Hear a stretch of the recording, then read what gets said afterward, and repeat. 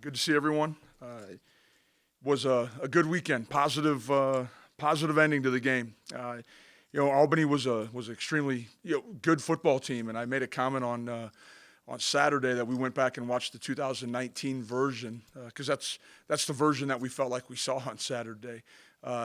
Quarterback Jeff Undercuffler was making some throws early. We were trying to do some things, show too high, bait him into running the football, jump into single high, but he kind of had a beat on us early. Felt like he was hitting a lot of comebacks, a lot of just quick throws, some outs along the sideline. But very talented football player, does a good job seeing the field. And, I commend them. They came in here, played extremely hard. Defensively, very active up front. I thought their front seven was really good. They had a safety. I think it was Carswell, number 2, was a really good football player. It seemed like he was all over the place making plays when I had a chance to kind of slow it down a little bit on Sunday morning and watch. They did some things that we struggled with a little bit. Run game-wise early, we kind of came up with some solutions, some answers. Our staff did a great job at halftime. And then our inside zone started to really take off. But they had some good players, really good up front, solid defensive line. And I think the things that we were able to accomplish, we were able to disguise some coverages late in the game, get some picks, get some takeaways. We were able to make their run game obsolete. Carl Mofar, a tremendous back, 1,300 yards nearly. 2019, we made him a little bit more one-dimensional probably than what they had anticipated. He's one of those backs where if he can get north and south on you, he's going to cause you some problems. And I thought we did a good job at denting the line of scrimmage and forcing him to have to move laterally, which, his style is not that. He wants to get downhill and hit it. So that was a good job by our defense, good job by our offense of getting things rolling. We still can clean up some of the ball security things that we saw during the course of the game. Probably left 2 different scores on off the scoreboard at different times.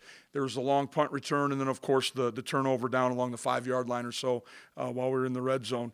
Some things we got to continue to improve on is going to be consistency from an offensive standpoint, tackling. I'll say that probably every week for the rest of my coaching career. And then penalties. We had too many of them. I think we had 6 penalties that I see as things that we can correct. One of them I need to correct. We can't have delay a game, especially on a third and medium, and all of a sudden it created a long field or a long down for us. But we can improve there. We had too many illegal blocks. Like I said, the delay a game, the personal foul, and of course then the illegal formation. Just things that we can eliminate through practice, through pointing them out to our players, and I imagine we'll get them shored up here quickly. This week we have Valparaiso coming to town. They were 2-8 in 2019. Kind of got it going in the spring, 4-2. I was really impressed. They were able to get a big win against University of San Diego, their last game of the spring. Those who follow FCS football know San Diego traditionally is in the playoffs, traditionally at the top of that league. So they probably got things trending in the right direction. They're getting better quarterback play that I saw just in the brief amount of film that I've watched. Defensively, they're going to bring a whole bunch of pressure at different times from the boundary, from the field, internal pressure. We're going to have to do a great job in our run game of picking that up and in our protections as well. So it'll be a good week for us. It'll be challenging. We're going to have to practice well, and we're looking forward to it. With that, I'm going to open it up for questions. Sunday, was there kind of a point where you felt like things were, clicking on all cylinders for you guys out on the field? Do you feel like there was a point where things kind of got back up to full speed? Well, probably not quite. There may be very brief moments, but we're in too many first and XL, first and 15s, first and 20s. We're in a lot of second and longs during the course of the game. So I think consistency on early downs it still needs to be a priority for us. Communication, pre-snap, post-snap, can help us get into some of those better situations, the easier conversions on third down. But I like the energy that our kids played with. I thought during the course of the game, you saw our kids having fun back out there, and that was as promising to me as anything. The Albany coach was really critical of you after the game, calling you classless with your late game play calling. Your response to that? Next question. Don't have a comment. They're a good football team. I see this first game is starting quarterback.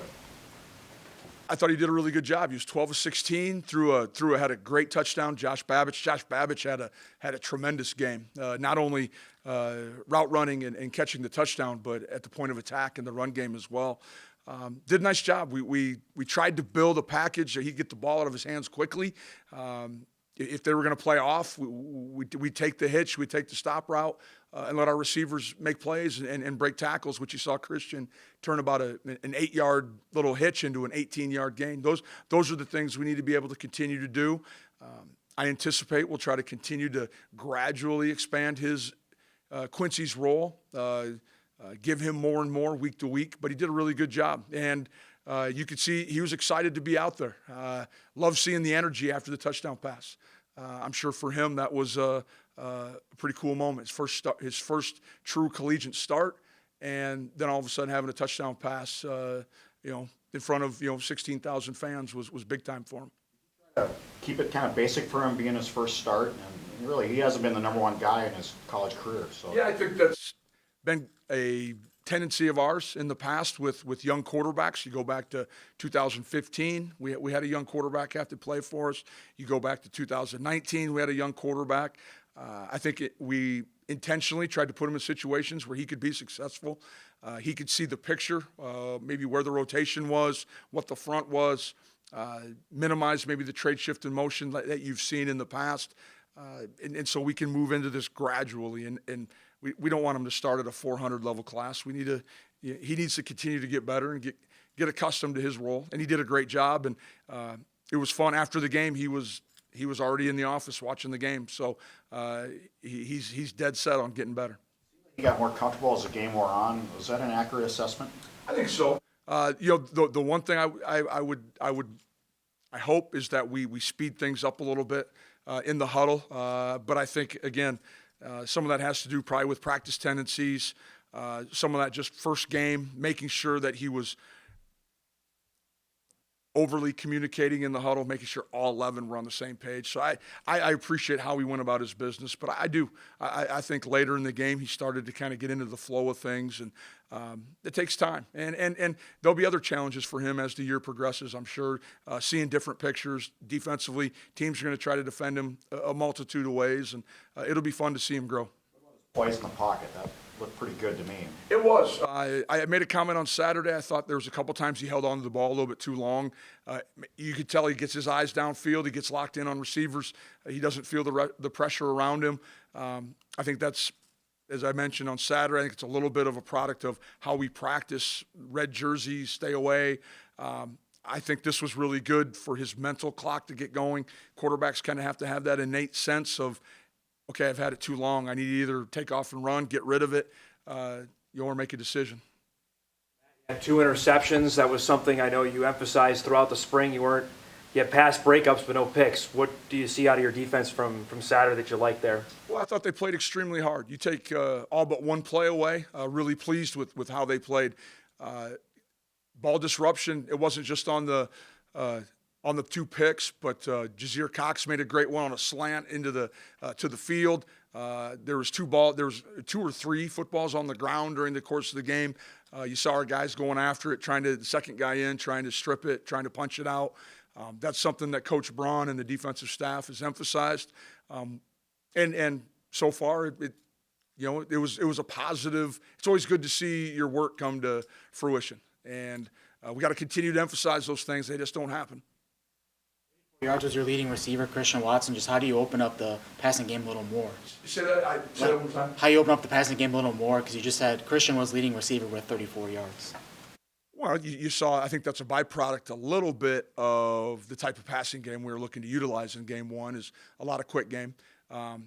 He only had 34 yards, but we did have 9 different people catch passes as well. So, and then I know if you talk to Christian, I know there's one play he wishes he had back, and he's going to get plenty of opportunities to take the top off. I mean, all of a sudden we get one of those deep balls, one of those posts caught.